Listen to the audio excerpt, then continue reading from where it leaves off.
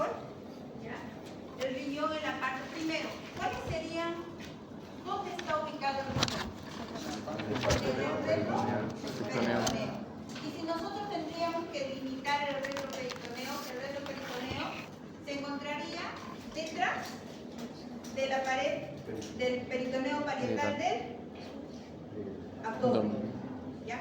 Si ustedes se acuerdan que hay una división de los cuadrantes del abdomen, ¿se acuerdan? Sí.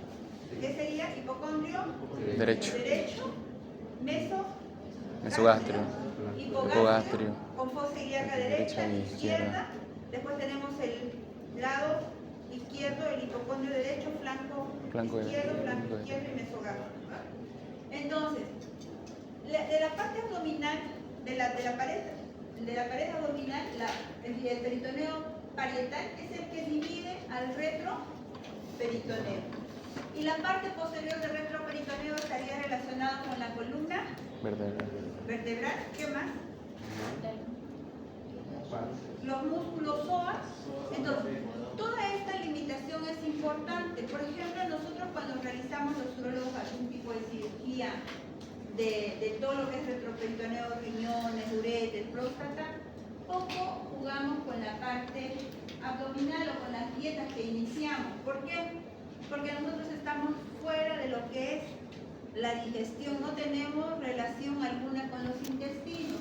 En cirugía es muy diferente. Para progresar una dieta en la parte de cirugía tenemos que escuchar el peristaltismo para nosotros proceder con las dietas. Y en urología es muy diferente. Podemos iniciar la dieta porque nosotros no tocamos nada de lo que es la pared abdominal, o sea, anterior. No trabajamos con el abdomen, ¿ya? Entonces, ustedes ya deberían de saber toda esta parte. Hablamos que el riñón tiene una corteza, ¿ya? Y tiene una médula. ¿Qué más es importante? Esto es la parte ya microscópica.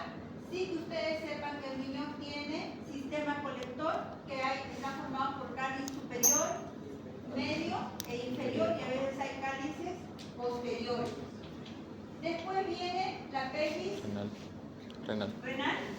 ¿Y qué es importante en la pelvis renal?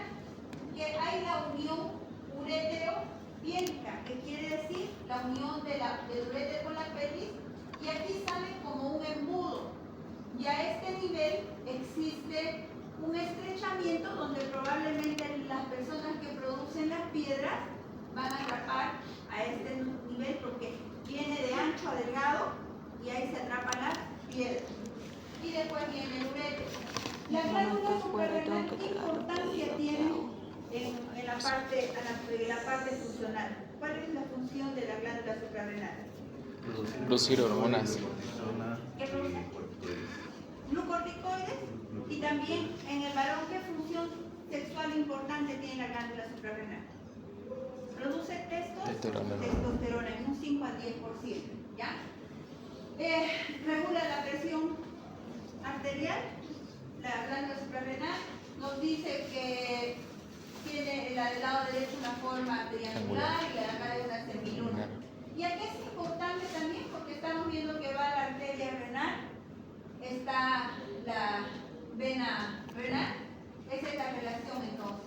La parte microscópica están las pirámides, los corpúsculos, eso ya es la nefrona, eso ya es histología, que nosotros estamos viendo solo la macroscopía.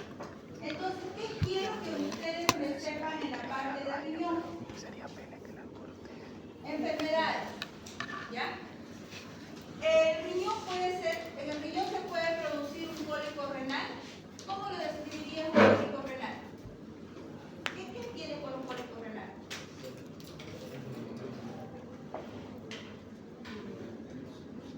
Dolor intenso. Ya. Entonces, el cólico renal, ¿cuál sería el mecanismo del cólico renal?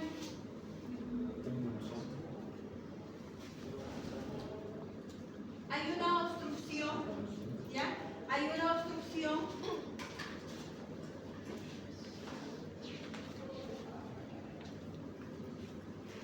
entonces, habíamos visto que el riñón, las enfermedades que pueden producirse en el riñón es el cólico renal, que es una manifestación como el cólico biliar, pero está un poquito mal entendida. ¿Por qué?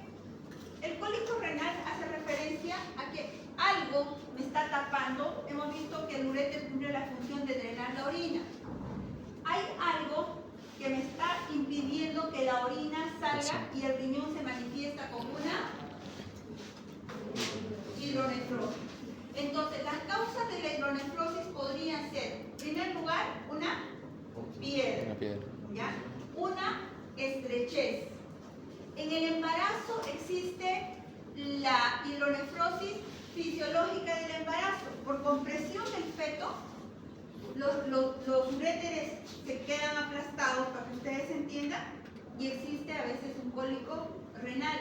Si yo agarrara este riñón en mi mano en este instante, en un paciente, y al riñón yo lo aprieto, le hago esto, incluso lo puedo pulsar, el riñón no tiene esa inervación para que el riñón en sí duela. ¿Qué es lo que duele? La obstrucción, hay un aumento de la presión intrarrenal, y ese es el dolor en el cólico renal, ¿ya? Que también va a tener una manifestación, porque habíamos hablado que en el cólico renal el dolor empieza en la parte lumbar, puede ser la parte anterior, y se irradia al testículo. Eso es por la inervación simpática que tiene el riñón, y por eso que es importante que ustedes sepan diferenciar la parte de decir un cólico biliar, porque si duele aquí, ¿ya? Puede ser la vesícula, ¿ya? Puede ser una gastritis, o sea, muchas enfermedades, pero si ustedes van a hacer una mejor semiología, una mejor anamnesis, van a decir, ese dolor, cuando está usted quietito, le pasa, o tiene que moverse, está inquieto. Entonces ya vamos haciendo lo que ustedes ya han pasado semiología, y la característica de un cólico renal que el paciente no encuentra una posición adecuada para calmar el dolor. Entonces, habíamos dicho que hidronefrosis es la dilatación del sistema pielocaliciar, que se va a manifestar ecográficamente. Cuando hablamos de pielonefritis, infección urinaria alta, ¿ya? Esto se manifiesta por, en esta enfermedad que vamos avanzando para que las relaciones con el riñón, la paciente viene y ella va a decir, me duele la espalda, ustedes lo van a poner como dolor lumbar. Entonces, cuando yo hago esto, haz esto, porque si yo le hago, va a disculpar, si yo hago esto, le va a doler, pero si yo hago esto, la paciente va a hacer eso. Entonces, ¿qué quiere decir eso? Perfusión positiva, o voy a decir órgano positivo. Entonces, esa es una manifestación de una infección urinaria alta, que quiere decir que la infección ya está en el riñón. Vamos acá. Tenemos el ombligo, ¿ya? El músculo recto anterior del abdomen, más o menos del ombligo, unos 4 centímetros, que para mí serían unos 3 deditos, a la altura del ombligo. Ahí hay el punto ureteral superior. Entonces, cuando un paciente viene con cólico, ustedes hacen esto, evidentemente yo estoy con uña, y el paciente va a tener una resistencia, un dolor. ¿Qué quiere decir? Que ese riñón aparentemente es un cólico renal, está tapado, y al hacerle ese punto ureteral va a haber dolor. Vamos a la espina ilíaca anterior superior. Aquí, lo mismo, borde externo del resto anterior del abdomen, la misma altura, los 3 o 4 centímetros de la línea blanca. Hago esto y el paciente va a saltar. Es punto ureterial medio. Y el inferior lo encontramos por tracto vaginal. Entonces, ¿qué es importante? Gracias, doctora. ¿Qué es importante en esta patología que estamos viendo, la cronología del cólico renal, la hidronefrosis? Que ustedes ya me estén ubicando el órgano, sepan que cuando ustedes van a ver ecográficamente, no lo puedo reproducir, no sé por qué, pero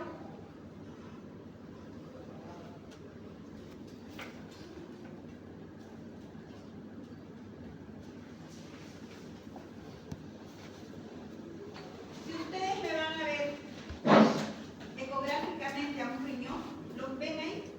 ¿Lo ven? ¿Ya? Ecográficamente este riñón, están viendo ustedes la parte negra, sería la corteza, y toda la parte se están viendo marcados los cálices. ¿Ven esa estructura? Y ese negro es orina detenida. Entonces, esto es una hidronefrosis. Si ustedes aquí ven dentro del riñón, ¿ya? Si ustedes dentro del riñón, este es un riñón, ¿ya? Cuando ustedes van a ver una imagen ecográfica, han visto cómo los cálices se van marcando y se ve negro. Aquí la parte de la corteza se ve también negra y aquí se ve también agua. Entonces, como la ecografía te muestra, así como ustedes dicen a veces no sé qué estoy viendo, así se ve, lo han visto clarito. El riñón se marca. Si vos la ves ecográficamente, hay varios cortes que tú puedes ver este corte, ves la corteza, ves la médula, y en situaciones de hidronefrosis puedes ver esta primera parte dilatada, negra, el uréter. Porque después ecográficamente no se ve el uréter, podemos ver la próstata, la vejiga, el uréter no se ve ecográficamente, ni en las ecografías super archi 5D no se la ve, ¿ya? Entonces, si yo voy a ver una piedra en el riñón, la piedra puede estar aquí, y la piedra siempre te hace una sombra acústica posterior. Y cuando ustedes estén frente a un ecógrafo, y yo también les voy a enseñar, ponen aquí la parte en el hueso, y el traductor te hace una cosa así, un reflejo, ¿ya? Mientras ustedes no vean, el que esté informado vea una sombra, ustedes no la vean, esto puede ser cualquier cosa y no es una piedra. Cuando nos hacen los informes de ecografía te dicen microlitiasis, arenilla. Para nosotros los urólogos eso no existe ni microlitiasis ni arenilla. ¿Por qué? Las mujeres, por nuestra anatomía, hacemos múltiples infecciones urinarias. Y a veces la infección urinaria, si yo en ese instante de este grupo, a 5 de las chicas, les hago un examen de orina ahorita, le aseguro que de las 5, 3 tienen infección urinaria, pero ni una tiene una sintomatología. ¿Qué es lo que quiere decir? ¿Por qué ocurre esto? Porque nuestra anatomía femenina tiene la vagina, que evidentemente la vagina tiene muchas bacterias, y tenemos el ano. El ano, por más que lo lavemos, lo perfumemos, ahí vive una bacteria que se llama la Escherichia coli. Las mujeres somos expertas en aguantar la orina, somos capísimas en lavar la vagina muchas veces y sacamos el pH normal, las defensas propias. ¿Y qué es lo que hace? Que las bacterias de la vagina misma, si por ejemplo alguna de ustedes tuvo una relación sexual anoche, no se bañó, no se aseó, su flora, el mismo pH del semen está en la vagina, y si ustedes están con una infección vaginal, imagínense las bacterias y la infección que hay en ese instante después de 4 o 3 horas de una relación sexual, y a eso aguantaron la orina todo el día, están aguantando hacer caca, están estreñidas. Entonces, si nosotros metemos, por ejemplo, a la vagina nuestro dedo en una paciente que es estreñida, ustedes hacen esto y la agarran a la caca. O sea, la palpan a la caca, porque la relación es esa, es solo una capita que separa. Y las bacterias pasan, atraviesan membranas. Entonces, ese es el mecanismo de la infección urinaria. Entonces, ¿a qué yo voy? No es bueno mucho aseo, ni es bueno no lavarse, o sea, término medio. Entonces, en estas pacientes que yo he hecho el examen de orina y me ha salido infección urinaria, hacen múltiples infecciones urinarias en su vida, y las infecciones a veces de estar solo localizadas en la parte de la vejiga, en un momento se han ido a hacer pielonefritis, que tampoco ha podido tener una manifestación clínica como fiebre, no ha tenido escalofrío o simplemente ha tenido un dolor lumbar. ¿Y qué es lo que pasa? Que estas infecciones urinarias altas hacen cicatrices en el riñón, ¿ya? Y por eso que ecográficamente la parte medular se va a ver mucho más blanquita, y a eso le dicen, tienes piedra en el riñón, microlitiasis, que es un diagnóstico subjetivo. Y si nosotros vamos al médico, me dijeron que tengo piedra, de los 20 pacientes que yo veo que me traigan el diagnóstico de microlitiasis, les prometo que uno tiene alguna piedrita. O sea, cuán mal hecho está la ecografía. Ahora, ¿por qué? Porque el médico que hace ecografía es un médico general, sin desmerecer a los médicos generales, que hizo un curso de 5 5 meses de ecografía. ¿Ustedes creen que en 5 meses ese médico va a estar capacitado en hacerte una ecografía de bebé, en hacerte ginecología obstétrica, de partes blandas, de próstata, de abdomen? ¿Ustedes creen que es posible? Es imposible, porque aquí el que tiene que hacer ecografía es un especialista que se llama Imaginólogo. ¿Ya? Evidentemente de estos médicos que digo, hay buenos que estudian, se dedican, ya no es más fácil porque tienen los recursos, puede haber buenos, pero normalmente hacen unas ecografías mal informadas. Entonces, seguimos con el riñón. El riñón también puede tener tumores, ¿ya? La manifestación importante en un cáncer renal es la hematuria, y ya lo hemos visto que es la presencia de sangre en la orina. A veces palpas la masa, el riñón grande, y muchas veces son chiquititos. Entonces, ¿qué enfermedades más tienen? Puede haber tumores, puede haber los quistes renales, y un quiste se manifiesta, es algo redondito, y tiene que ser así como vieron el agua, súper negrito, ¿ya? Ecográficamente. Entonces, seguimos avanzando y vamos a ir a ver la parte, aprovechar el uréter, ¿ya? Dice que el uréter tiene una dimensión de 25 a 30 o 20 a 30 centímetros. Es un órgano que va a conducir la orina desde el riñón hacia la vejiga. Tiene 3 estrechamientos. Uno es la unión piel ureteral entre el cruzamiento de los vasos y la unión urétero-vesical, ¿ya? Ustedes han visto el equipo de suero,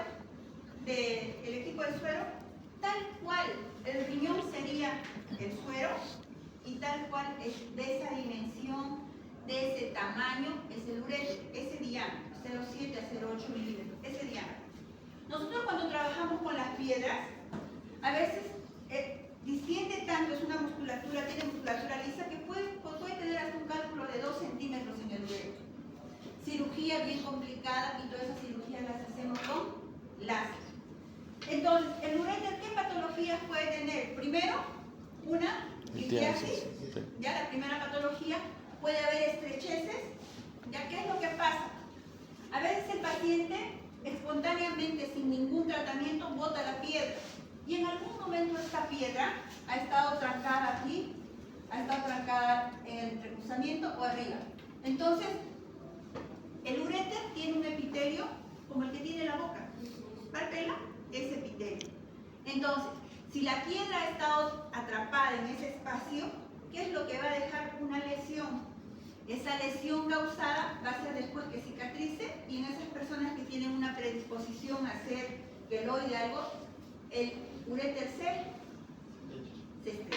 Entonces ahí aparece otra patología que se llama estenosis o estrechez ureteral, que también puede producir el mismo cólico renal, ¿ya? Después tenemos los tumores de urotelio, que también puede haber tumores en todo este espacio, y eso se manifiesta por hematuria. Entonces, la sangre en la orina no es normal, ¿ya? Si ustedes ven que el familiar, o ustedes ven que tiene 20, 30 hematíes por campo en la orina, tienen que llamarles la atención. Lo primero que piensan es en una infección urinaria, lo primero que piensan, ¿ya? Si se cayeron, tuvieron un accidente, puede haber esa hematuria. Pero si es reiteradas veces la presencia de sangre en la orina, tienen que hacer un estudio después de haber hecho un cultivo que salga normal, de disformismo eritrocitario, donde te va a decir si la sangre es de procedencia glomerular o no glomerular, y ya para que vos puedas referir al nefrólogo y ver por qué ese paciente está con una hematuria, claro, descartando con tomografía, con cistoscopía, que no sea una inflamación crónica de la vejiga, que no sea un tumor de urotelio, ¿ya? ¿Hasta ahí alguna pregunta? Perfecto. Vamos avanzando, haciendo más clínica que misma anatomía, ¿ya?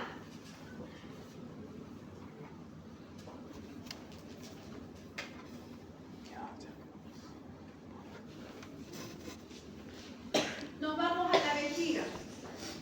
Habíamos dicho que la vejiga vejiga puede almacenar normalmente de 400 a 500 ml de orina, que hay un primer deseo miccional que es a los 150 fisiológico. En nosotras, que somos el ejemplo de todo, podemos tener hasta 2 litros de orina porque somos aguantonas, ¿ya? En los viejitos existe la próstata, ¿ya?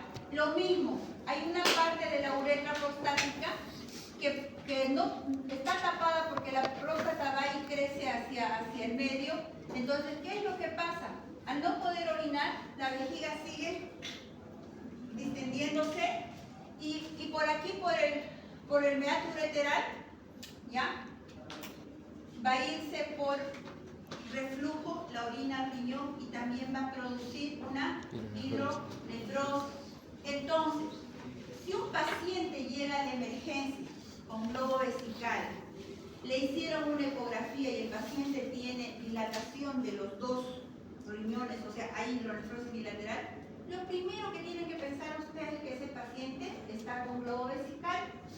Colocan la sonda y al colocar la sonda evidentemente no hay necesidad ya ni que llamen al urólogo porque al día siguiente el paciente va a estar con su funcionamiento renal normal, o sea, no va a haber hidronefrosis y a veces esa dilatación, hidronefrosis bilateral, conlleva a una insuficiencia renal aguda, ¿ya? Entonces, las partes de la vejiga, para que ustedes vean, tiene es como una pera, ¿ya? En condiciones de cuando la vejiga está vacía, la vejiga se va a ir debajo de la sínfisis del pubis. Cuando la vejiga está llena, le dice a los órganos del abdomen apartate, a los intestinos, y ella toma la delantera, ¿ya? Entonces, esto es importantísimo porque cuando ustedes estén en la provincia y intenten colocar una sonda y no la puedan colocar la sonda, simplemente agarran la sínfisis del pubis y con 2 deditos encima ustedes pueden hacer una punción con una bránula. Porque esto es una urgencia. Cuando yo he hablado dentro de lo que es los objetivos generales, ustedes tienen que ser capacitados de no tener el miedo si conocen la anatomía, porque si yo voy ahorita a él y ahorita le pongo una bránula, voy a perforar un intestino. Pero si el paciente está con globo, no voy a hacer esa imprudencia. Palpa, ya la sínfisis del pubis, y a 2 centímetros ustedes tienen toda esa zona para pulsar y va a salir inmediatamente orina. Entonces ustedes van a salvar esa urgencia, pueden incluso canalizar, poner como se pone la vía, lo mismo, drenar la orina y mandar al paciente hasta el siguiente nivel, porque en el tiempo que demore si está en Cambiri, en 3 horas, va a llegar ya con la vejiga llena y el urólogo ya va a hacer lo que tiene que hacer. ¿Ya? Entonces, ¿qué es el trígono? Está formado por el orificio y por los conductos, por los meatos ureterales, ¿ya? Nosotros en la parte de urología, casi todas las cirugías de piedra, de tumores, todas las piedras de riñón, hacemos un abordaje por aquí, ¿ya? Tenemos el meato y nosotros canalizamos, colocamos guías y a través de ahí con fluoroscopía, con radiografía y una pantalla así como esta, hacemos toda la cirugía, ¿ya? Entonces, ¿alguna pregunta en la vejiga? La vejiga puede presentar cálculos. A veces los cálculos caen de la vía, caen del riñón, del urete, se quedan aquí en la vejiga y como la orina tiene sedimento, va creciendo, creciendo, creciendo y va formando. A veces el mismo paciente que no toma mucho líquido puede producir las piedras en la misma vejiga. ¿Y cuál es la manifestación clínica? La manifestación clínica es hematuria. Después hemos visto que podría estar también relacionada a la incontinencia urinaria, porque después vamos a ver en la vejiga urinaria, está muy cerquita la uretra, ¿ya? Y la uretra, no sé si en este grupo había dicho que si nosotros hacemos un ángulo así, ¿este sería 0 grados o 180? 180. ¿Ya? La uretra de este ángulo está así, 30 centímetros en la mujer, 30 centímetros así caidita, ¿ya? Si la vejiga que está cerquita va cayendo, va saliéndose la vejiga, que es una desviación que se llama cistocele, la paciente va a producir retención urinaria. Si la vejiga va a estar así moviendo, morir, yo salto y me orino. Toso y me orino porque la uretra me va a hacer esto, ¿ya? Entonces, repetimos, litiasis, infecciones urinarias en la vejiga y la vejiga neurogénica, ¿ya? Que a nivel de acá del trígono, hay alfa receptores, que quiere decir que dentro de su inervación de la vejiga, para producir el vaciado y el llenado, esa inervación de la vejiga hace que la vejiga, el esfínter externo se cierre, el otro se abra, tiene que estar. Por eso que justifica que los pacientes que han tenido algún accidente de tránsito, los de motociclismo, por ejemplo, los de motocicleta, se lesionan la columna, ¿ya? Y al lesionarse la columna el paciente queda parapléjico y no tiene control de esfínter. Entonces, una de las causas de vejiga neurogénica, que la vejiga neurogénica puede ser hipotónica, que no tiene la capacidad de contraer para orinar, o puede ser hiperactiva, que son los pacientes que tienen incontinencia urinaria. Entonces, estas patologías también son frecuentes en la vejiga, ¿ya? Para que ustedes recuerden, una vejiga hipotónica es una vejiga floja. Una vejiga hiperactiva es una vejiga que pierde, habíamos hablado de incontinencia urinaria, que podía ser incontinencia urinaria de esfuerzo, incontinencia mixta o urge incontinencia, ¿ya? Vamos a ver qué nos sirve acá. En este esquema podemos hacer referencia a la próstata. La próstata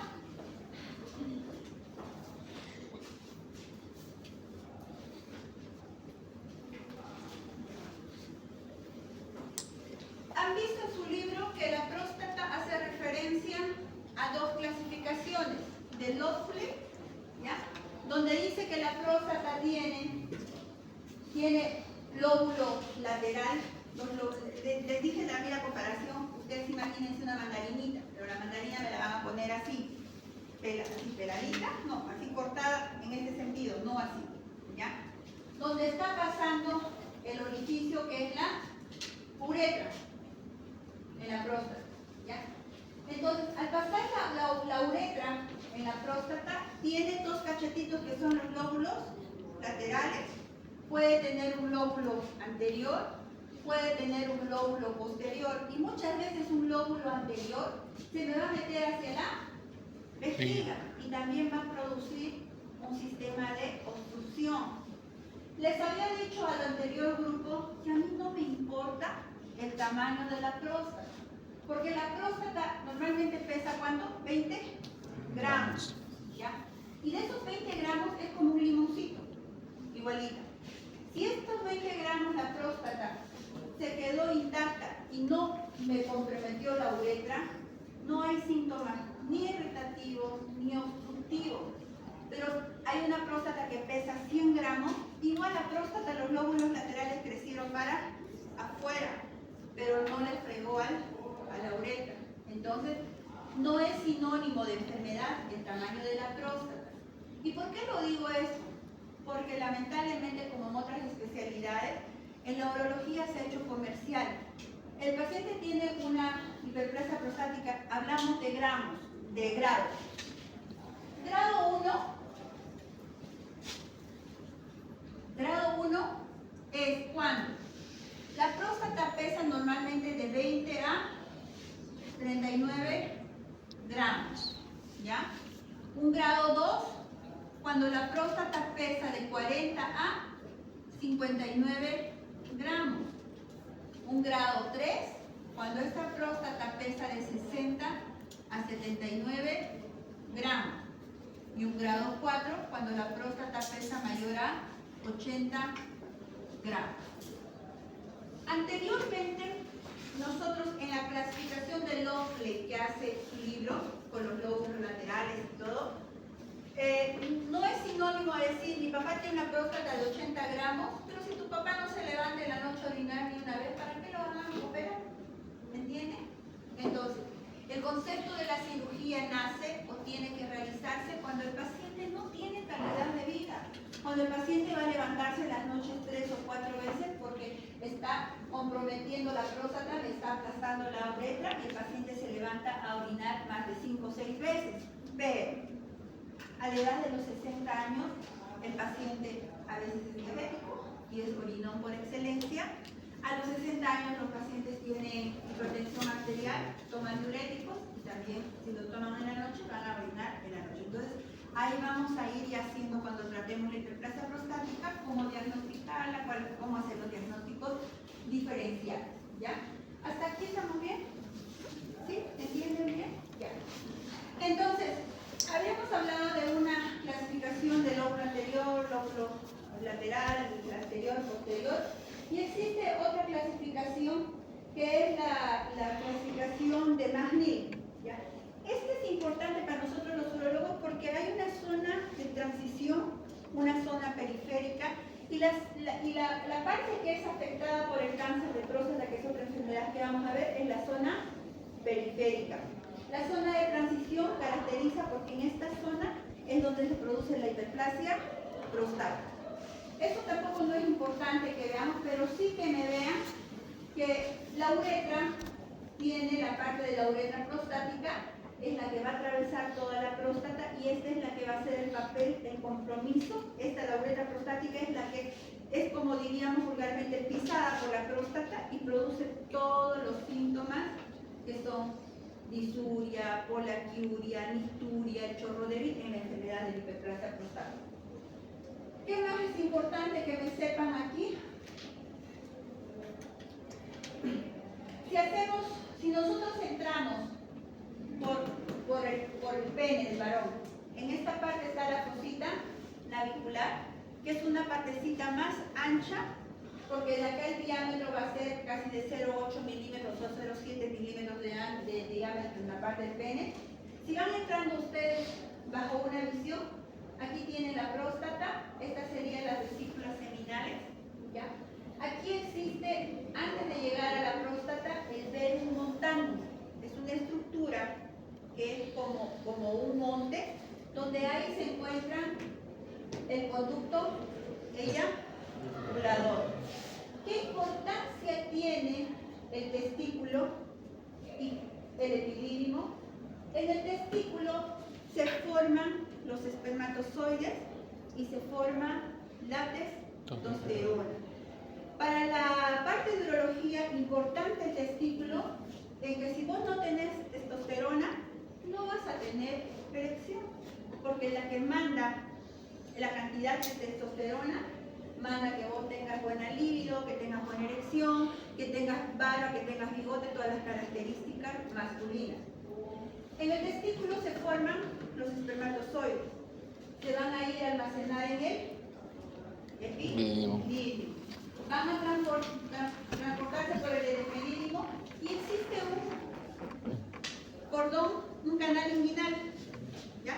El cordón espermático tiene al deferente. En el deferente, esta es la vía de transmisión. Muchas veces el paciente llega con el huevito hinchado, con los testículos hinchados o un hinchado. Entonces, ¿qué relación quiero que me entiendan? ¿Por qué el testículo está hinchado y el paciente está con la próstata? ¿Cuál sería la lógica? ¿Pero por dónde va? ¿Cómo va? Un paciente no puede orinar, ¿ya? El viejito no puede orinar. Orina despacito y cuando hacen una ecografía el paciente tiene residuo postmiccional elevado, o sea, no vacía completamente la vejiga. Y el señor viene con los huevitos totalmente hinchados. ¿Qué pasó? ¿Cuál es la comunicación?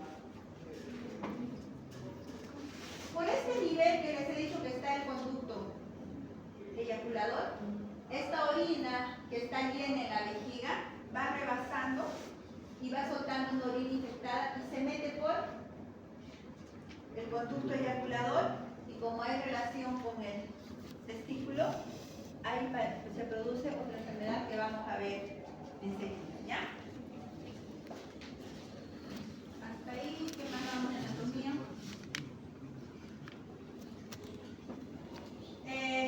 Vesículas seminales. Estas se van a encontrar entre la próstata y la vejiga, ¿ya? Las vesículas seminales. Y estas también forma parte importante porque aquí también es un conducto donde va a pasar los espermatozoides. Entonces, el testículo al producir espermatozoides y al producir testosterona, ¿qué función tiene aparte la próstata? La próstata ayuda en la reproducción. ¿En qué sentido? ¿En qué sentido? La próstata produce líquido prostático. Los testículos producen espermatozoides. Cuando hay la eyaculación, ¿qué es la eyaculación? Que el paciente va a botar semen. ¿Qué es el semen? Es la mezcla de líquido prostático con los espermatozoides. El líquido prostático representa un 70% y los espermatozoides un 30%. Esta mezcla de los dos produce el semen. Entonces, yo no puedo operar a un paciente de 57 años, a no ser que esté con muchos síntomas, mucha molestia, que no puede orinar, que la próstata sea muy grande, que ya se le colocó sonda. No puedo operar a un paciente en esas condiciones. ¿Por qué? Porque ahora está de moda, chicos. Los señores de 60 años tienen novias de la edad de ustedes y quieren tener hijitos. Está de moda. Los sugar están de moda. Entonces, yo si lo he operado al paciente de 55 años, ¿qué chiste pues va a poder tener un hijito, a no ser que la orina para la mujer? O sea, no va a poder, porque después de que nosotros operamos la próstata, de la manera que operemos, sea endoscópica, sea abierta, sea láser, lesionamos el esfínter externo que controla la misión de la vejiga, y el paciente cuando va a tener eyaculación, hay eyaculación retrógrada. Ese esfínter que controla la eyaculación no va a funcionar, la orina, o sea, el paciente tiene erección, tiene orgasmo, pero el semen se va a ir a la vejiga. Y a veces el urólogo no le explicó al paciente que lo va a operar, que cuando lo opere, el paciente tiene buena erección, ¿ya? El paciente no va a tener eyaculación, o sea, no va a poder tener, el señor de 55, 60 años operado, no va a poder tener más hijitos. Y cuando ellos a los 65 años, yo operé un paciente y yo no le expliqué al paciente que ya no va a eyacular, van a la plaza, conversan entre ellos y dicen, la doctora pareja me operó y me dejó impotente. ¿Por qué? Porque en su primera relación sexual, el paciente, evidentemente ya a los 45 empieza a disminuir la testosterona, hay disminución de la libido, ya no hay buena erección, y ahí le culpan los viejitos y dicen, me operaron de la próstata y fue hasta ahí, porque ya no se me paró más. Entonces, ¿qué es lo que pasa ahí? Que el médico no le explicó, y el paciente tuvo una corteja de 20 años, y la chica le dijo, ¿por qué no te gusté, no terminaste? Entonces, y el paciente cree que yo lo he capado, lo he explicado, ¿verdad? Entonces le va a culpar al urólogo que no se le para por eso. Y si no se le paró esa vez, el viejito ya va a estar enfermo, ya se enfermó, nunca más se le va a volver a parar. Y peor si es el que tiene corteja joven, ¿no? Entonces, es importante que sepan cuál es el funcionamiento de la próstata. Entonces, repito, forma el líquido prostático que se junta con los espermatozoides, y eso es el semen. Entonces, cuando yo quiero que el varón no se reproduzca más, ¿qué es lo que hago? Una vasectomía.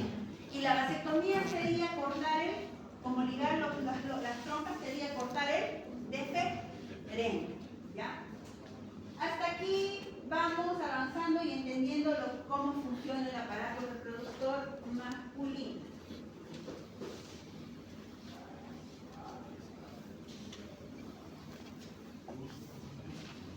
Vamos al órgano del pene. Entonces, en el cordón espermático hemos visto que puede haber varicocele. El varicocele es la dilatación, pero no estoy saltando. Estamos en testículo, ¿ya? El testículo puede tener una orquitis o epididimitis. Entonces, hemos visto por qué la orquitis, porque entra por el conducto eyaculador una orina sucia o un paciente, por ejemplo, que tenga gonorrea, que la enfermedad está en la uretra, se va por el conducto eyaculador y tiene comunicación con el testículo. Entonces, el testículo, si se inflama el testículo que produce dolor, aumento de volumen, se llama orquídeo.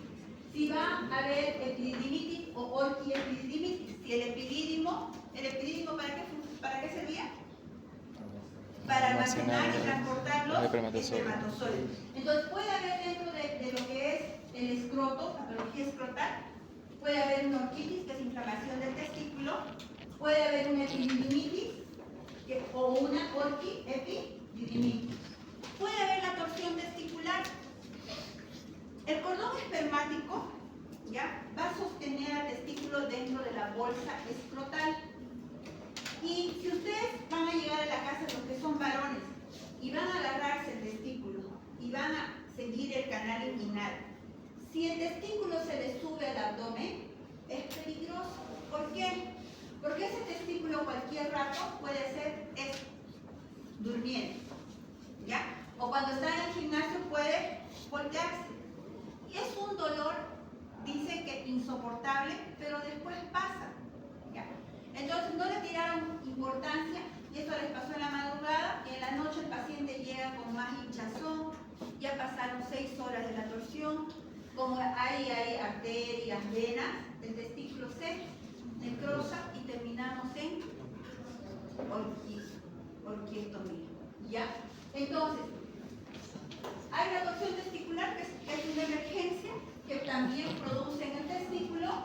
Los traumas testiculares, alguna vez los han blanqueado con la pelota, han peleado en la calle, los han pateado en el testículo y el testículo quedó hinchadito. No les va a doler, no duele, ¿ya? Es sospechoso. El testículo casi tiene la misma dimensión de la próstata, son unos 18 gramos más o menos, es como un limoncito también pequeño. Un testículo es más grande que el otro. En los niños, si tienen hijitos, si tienen hermanos, los testículos tienen que estar en la bolsa escrotal. El testículo que ustedes van a ir a manosear hoy día no tiene que subir a la cavidad abdominal, el testículo tiene que estar en la bolsa escrotal. A veces los niños no se dan cuenta y ahí hay una cristorquidia, ¿ya? La cristorquidia, como los traumatismos, pueden producir cáncer de testículo. El cáncer de testículo es poco frecuente y generalmente lo padecen aquellas personas que tienen una predisposición genética o aquellas personas que en algún momento a los 15 años lo patearon y el testículo quedó así, bola dura. Cuando pasa el tiempo y sigue creciendo, va al urólogo, hacemos marcadores tumorales y el paciente está con un cáncer de testículo y ya a veces encontramos en la parte de metástasis, porque el cáncer de testículo se nos va al cerebro y a los pulmones y el paciente tiene poca vida si no lo diagnosticamos tempranamente. La diferencia para ustedes: si el testículo duele, está inflamado, está rojo, bienvenido, tiene cura. Si el testículo está grande, no duele, no molesta, peligroso, es un cáncer de testículo. Hemos dicho la torsión testicular, que tiene que ser resuelta inmediatamente, ¿ya?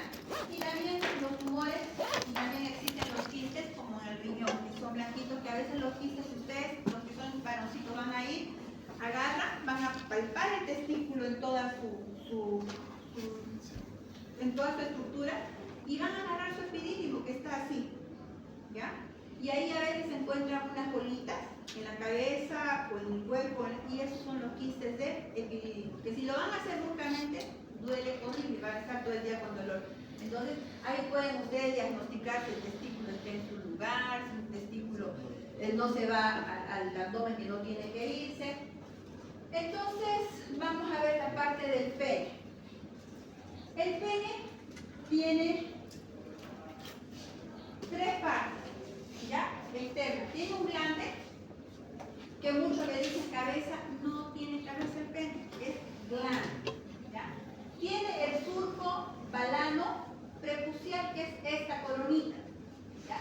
En esta coronita ustedes han visto que existe como unos puntitos, como unos granitos, puntitos.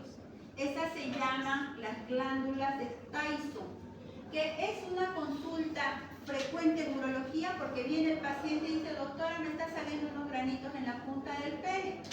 Entonces van donde un urólogo y les dice, eso es una enfermedad, hay que operar. No es enfermedad, es unas glándulas de Tyson que a veces se inflaman, son así como las del gato, unos puntitos que se les hacen, ¿ya? Es normal que el varón no circuncidado produzca esmegma en estas glándulas, se les hace como un quesillito, ¿ya? Eso es normal, pero ya se torna patológico o infeccioso cuando el paciente no tiene un aseo adecuado genital. El glande, el cuerpo y la base del pene o la raíz del pene. Estructura importante, la uretra peneana que pasa todo el trayecto dentro del pene, ¿ya? Si hacemos, había dicho que llegando aquí, más o menos aquí, era el conducto aquí, ¿ya? Aquí, llegando aquí hay dos orificios donde está el conducto eyaculador y que es por donde el paciente bota los espermatozoides y se junta con el líquido de la próstata. ¿Por qué hacemos el tacto rectal? Porque nosotros palpamos y metemos, cuando ustedes van a hacer la práctica de cirugía, van a estar en el hospital o ya lo han hecho, hay pacientes que tienen impactación fecal, que están estreñidos. Entonces, el que tiene la mano chiquitita es el premiado en cirugía, cuando sean internos. Porque hay a veces que hay que hacer extracción de la materia fecal con la mano. Entonces lo premian al que tiene mano chiquitita y va a sacar la caca de ahí. Entonces, si nosotros entramos a hacer un tacto rectal, ¿qué es lo que encontramos primero? El esfínter anal. Al yo meter el dedo al paciente, que evidentemente hay que hacerlo con el consentimiento del paciente, yo ni loca, no me gusta, no hago tacto rectal, ¿ya? Y lo justifico porque en mi escuela no me formaron así. Antiguamente, ¿ya? Dice que la próstata tiene una consistencia fibroadenomatosa, es como esto, ¿ya? O es como el óvulo de la nariz. Si nosotros vamos a hacer un tacto rectal, yo le tendría que decir al paciente, señor, voy a hacer un tacto rectal, le diré en qué posición se ponga, tendré buena lubricación, no tendré que tener esta uña que tengo ahorita, ¿ya? Porque voy a lastimarlo. Entonces, cuando ustedes van a entrar a hacer un tacto rectal, lo primero que se fijan es con un esfínter. Si el esfínter está así, ¿qué te quiere decir? Vos metiste el dedo y el paciente se te entra a tu mano. ¿Qué crees que es? Porque el reflejo normal es que uno apriete, ¿no? Que tenga tonicidad, que sea normotónico. Pero si el paciente vos le metes el dedo y no sintió ni frío, puede ser que ese paciente tenga alguna lesión cerebral, que no tenga control del esfínter, ¿ya? Entonces, el esfínter tiene que ser normotónico. Si yo sigo metiendo el dedo, ¿qué me encuentro ahí? La ampolla rectal, que generalmente el contenido es de heces fecales, el caca. Y después yo voy a palpar la parte superior, meto el dedo y la voy a tocar a la próstata, la toco a la próstata, ¿ya? Entonces yo diré, la consistencia de la próstata es fibroadenomatosa. Si es así dura, el paciente puede tener cáncer, ¿ya? Ahora, si la próstata he dicho que tiene una zona periférica, según la clasificación de Magny, imposible, pues chicos, que con mi dedo, a no ser que el PSA, que vamos a ver después qué es el PSA, es el antígeno prostático específico, que hasta 4 es su valor. Si el paciente me viene a consulta a mí, ustedes van a ver, con un PSA de 100, con seguridad, yo les voy a hacer a ustedes un tacto rectal, solo para que vean que esa próstata es dura, ¿ya? Pero el paciente ni va a saber que ustedes le metieron el dedo, porque yo lo pongo ahí, le digo, señor, voy a hacer un tacto, lo lubrico, le echo anestesia, señor, voy a meter unas 2 o 3 veces. Yo con señas les digo, ustedes van a palpar. ¿Por qué? Porque yo, mis colegas que pasan allá conmigo, son 3, son demasiado torpes, ¿ya? Le dicen, señor, voltéese. Cuando ya el paciente gritó, y más de una vez han tirado hasta puñetes, les han metido los gritos. Porque uno tiene que decirle al paciente qué es lo que tiene que hacer. Y peor si yo estoy con alumnos, a nadie le gustaría, por más que vaya a un sistema público, que un médico te trate de esa manera. Evidentemente, yo veo cuál es la condición del paciente y lamentablemente los médicos abusamos de la gente que es más ignorante. Claro, evidentemente yo no cubro, le digo señor, y yo hago meter 2 veces, no voy a toditos meter, no hago, pero yo no hago tanto metal. Entonces, estamos entendiendo la anatomía de lo que es, estamos hablando del pene, las partes del pene. El pene tiene un prepucio, ¿ya? ¿Qué es ese cuerito que si yo parece, doctor? Venga acá. Venga, venga. Este es el pene, ¿ya? Meta su manito. Este cuero que lo ven así como una trompa de elefante, no es normal, es la peor chuchuquera que existe en el mundo, ¿ya? Porque los que tienen novio son casados, vayan en la noche y hagan este ejercicio. Y huelen, eso es una hediondera, ¿ya? He dicho que aquí se secreta el esmerma. Y los pacientes que tienen todo esto, evidentemente van al baño, no se sacuden, se junta orina, esmerma, semen si han tenido relaciones sexuales, si han tenido, están las bacterias de la vagina. Entonces, esta es la peor asquerosidad que existe en el mundo. Entonces, ¿qué tiene que hacer el varón? Tiene que ser circuncidado. ¿Qué patologías da en el pene? Balanitis, balanopostitis, hay prepucio redundante, este cuero que no tiene que ser así, prepucio redundante. A estos pacientes hay que hacerles una circuncisión, porque el pene tiene que verse así y también un poquitito cubrir el prepucio, ¿ya? Eso también van a ir a revisarse ustedes y a ver cuántos pacientes tengo acá. Entonces, seguimos en la parte. ¿Alguna duda hasta acá? ¿Alguna pregunta? Ya. Si hacemos un corte al pene, el pene tiene las venas, que evidentemente son las que van a devolver después del acto sexual, porque para que haya un buen acto sexual, el pene tiene que llenarse de sangre. ¿Y cuáles son los que lo llenan? Los cuerpos cavernosos, sus venas, bajo el instinto o bajo la olfacción, el tocar a la mujer, el dar un beso, la excitación. El cuerpo cavernoso se llena de sangre y produce la erección. Por eso es que los pacientes diabéticos que tienen sangre, azúcar en la sangre, y difícilmente llenan estos cuerpos cavernosos y no hay buena erección. Los pacientes que tienen dislipidemias, que son las dislipidemias que tienen problemas de colesterol, de triglicéridos, también tienen disfunción eréctil. Los pacientes que tienen la testosterona baja no van a tener buena erección. Entonces, haciendo el corte, tenemos el cuerpo esponjoso, que la función es comprimir a la uretra para que haya la eyaculación, y estos son los que juegan un papel importante en la erección, los cuerpos cavernosos. Y evidentemente el pene tiene una fascia de Buch, tiene una túnica búgena, tiene su arteria dorsal del pene, que es importante también para que llegue, son las colaterales más importantes, porque después hay hartas arteriolas que también están a ese nivel, las arterias cavernosas. Y importante la uretra, que se encuentra dentro del cuerpo esponjoso. ¿Hasta aquí se entiende?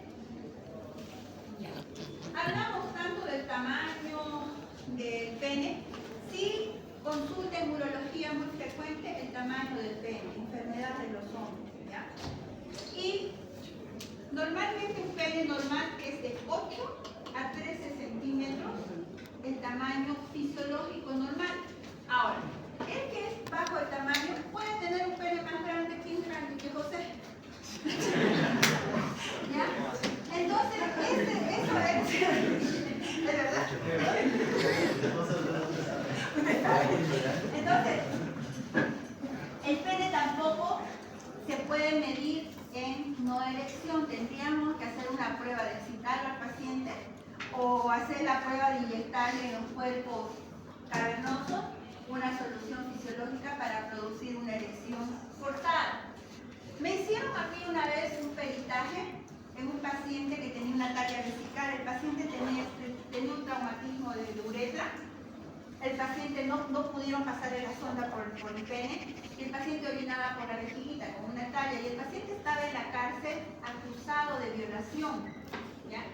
Entonces, a mí como un perito urólogo me enviaron a la cárcel para yo determinar si ese paciente podía tener erección o no.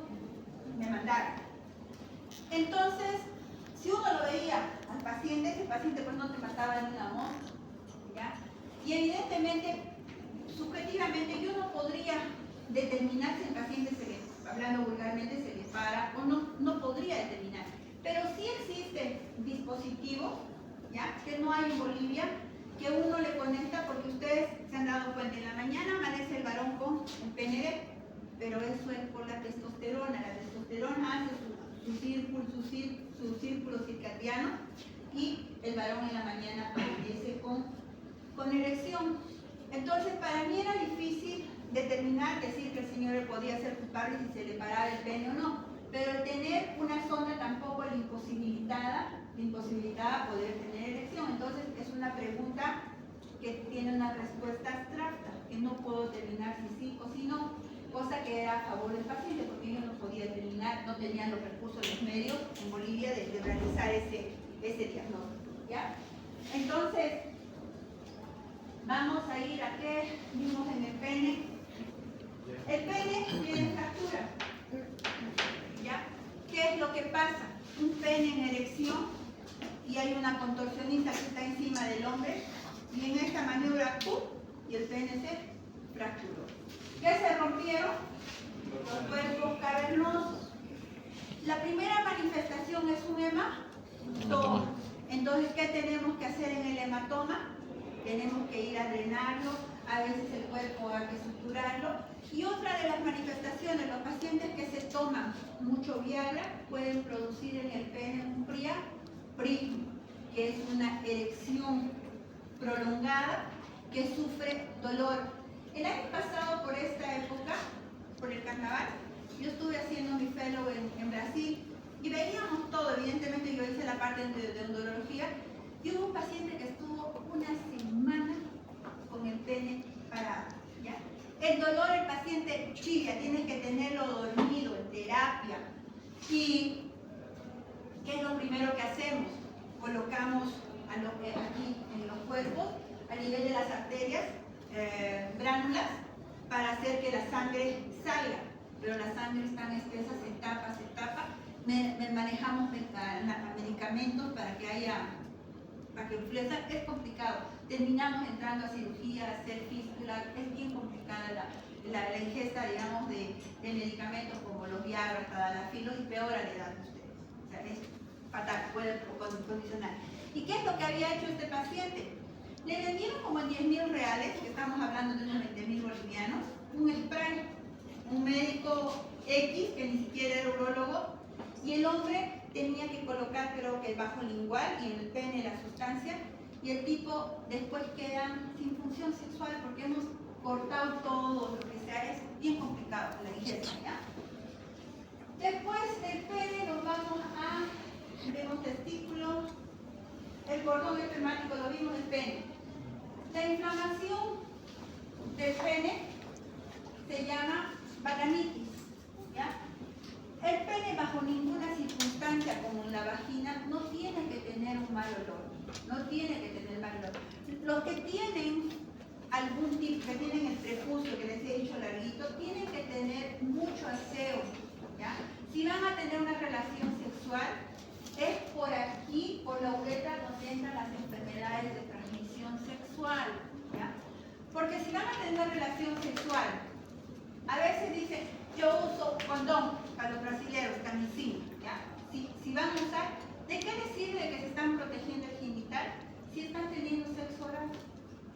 Lo mismo, tienen la misma tendencia o la misma, ¿cómo le digo? La habilidad de poder contagiarse cualquier enfermedad de transmisión sexual. Entonces, el pene no tiene que oler nunca mal. La vagina, ese que dicen olor a pescado de la vagina, no es normal. Esa vagina que huele a pescado es una vagina que tiene gardnerella, ¿ya? Esa vagina que tiene secreción, que tiene quesillo, es una vagina con enfermedad de transmisión sexual, no es normal. Existen enfermedades de transmisión sexual que son propias de la mujer y propias del varón, que lo vamos a ver después. Entonces nos vamos a ver la uretra. ¿Preguntas hasta aquí? Como repaso, habíamos dicho que el cordón, ¿ya? El anillo inguinal, ¿ya? El cordón espermático. Aquí la estructura importante es el deferente, donde nosotros hacíamos la vasectomía. Existe la dilatación de este plexo pampiniforme que se llama varicocele. Son las mismas varices que hay aquí en la pierna, pero las varices están acá, ¿ya? Este varicocele produce dolor, hay alteración de la anatomía porque se ve como un racimo y produce infertilidad, la patología del varicocele. Entonces hemos visto también que el epidídimo es el que va a almacenar y transportar por el deferente lo que son los espermatozoides. Hasta ahí recordamos, ¿ya?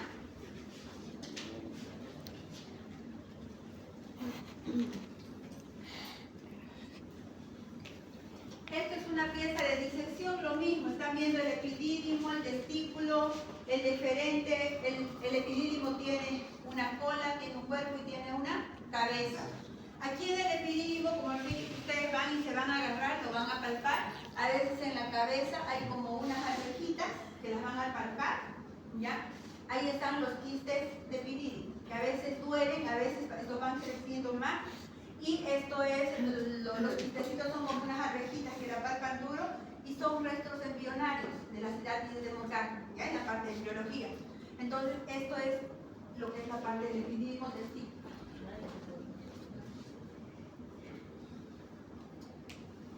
Lo mismo, en la parte de la anatomía, hemos visto que embriológicamente el testículo va a formar la red de testis, va a formarse aquí los espermatozoides, aquí se va a formar la testosterona, la misma relación del cordón espermático, los vasos sanguíneos. ¿Y qué es el plexo pampiniforme? Dentro del cordón hay arterias del mismo deferente, hay arterias que van al testículo, hay arterias que van al epidídimo. Todo este conjunto de venas se llama plexo pampiniforme. Y la patología que afecta a este lado es el varicocele, ¿ya? Entonces, esto es más la parte histológica, la red de testis, túbulos seminíferos, los túbulos, los septos, y el testículo tiene una túnica vaginal y una túnica longínea. Cuando hay un hidrocelio, ¿qué quiere decir? Que hay líquido entre la túnica longínea y entre la capa visceral y parietal del testículo. Ahí se hace un líquido que es generalmente una reacción inflamatoria. Si el paciente vino con una epididimitis, por reacción inflamatoria acumula ese líquido y se ve el clavo en el testículo y también produce hinchazón. ¿Ninguna pregunta aquí? ¿Alguna duda?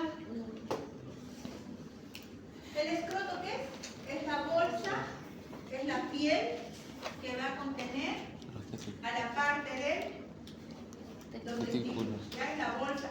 Tiene un rafe medio donde individualiza. Los dos testículos no están juntos. Tiene un rafe, cada testículo está en su propia bolsa escrotal.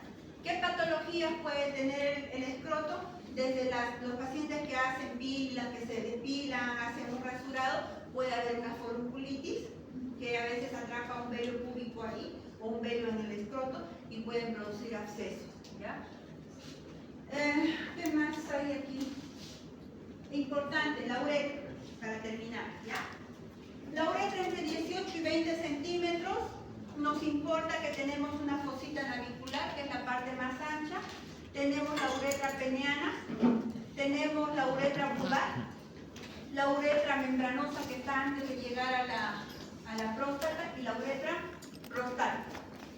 Hemos visto en ese corte los cuerpos cavernosos y cubriendo a la uretra el cuerpo esponjoso. ¿Qué patologías hay en la uretra? La uretritis, tanto en varón como en mujer. Ahora hablamos de uretritis gonocócica y no gonocócica. La uretritis gonocócica es la gonorrea, que se caracteriza porque sale pus por la uretra, ¿ya? En el acto sexual hay un líquido preseminal, que son las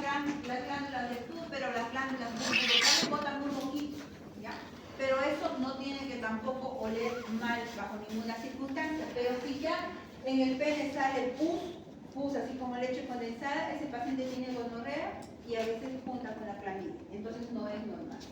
¿Ya?